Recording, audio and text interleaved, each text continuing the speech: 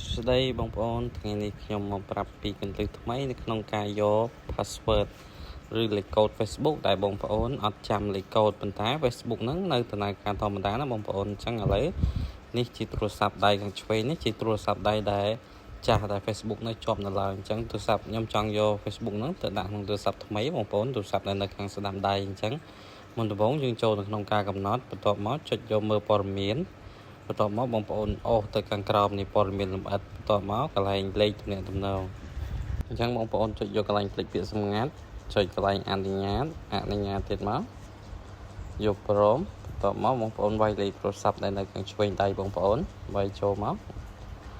នេះខ្ញុំវាយលេខទូរស័ព្ទរបស់ខ្ញុំអញ្ចឹងបងប្អូនលេខ load date ឬមួយក៏ load Gmail បងប្អូនវាយតាមនឹងមកហើយចុចកន្លែងបន្តរកចាំបន្តិចវាពងស្វែងរកគណនីបងប្អូនអញ្ចឹងឃើញថាលេខនេះ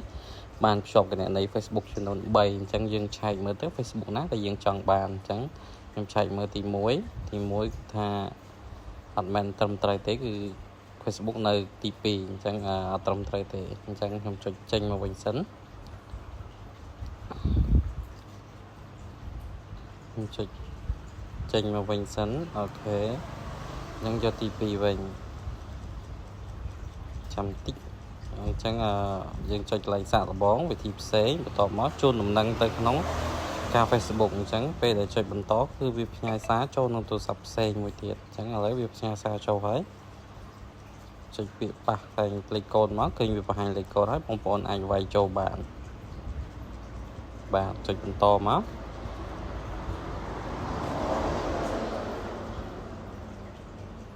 អញ្ចឹងមកដល់កន្លែងនេះវាពងព្យាយាមវាសួរថាមានទូរស័ព្ទមួយទៀតចង់ចូលតែវាសួរថាយើង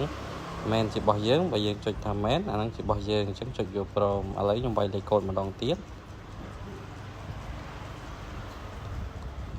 វាយលេខកូដបញ្ជាក់ម្ដងទៀតអូខេអញ្ចឹងចុចពាក្យរំលងរក្សាទុកចុចរំលងទៀតមករំលងទៀតអូខេអញ្ចឹងរួចរាល់ហើយបងប្អូនឥឡូវគណនី Facebook ចាស់របស់យើងបានដាក់មកក្នុងទូរស័ព្ទដៃថ្មីរួចរាល់អញ្ចឹងបងប្អូនអាចកន្លែងបំពេញពាក្យសម្ងាត់ថ្មីបងប្អូនអាចបំពេញពាក្យសម្ងាត់បានប៉ុន្តែខ្ញុំអត់ចង់បំពេញទេអញ្ចឹងបងប្អូនអាចបំពេញថែមបន្តទៀតបានអញ្ចឹងអរគុណច្រើនជួបគ្នាវីដេអូក្រោយអរគុណបាយបាយ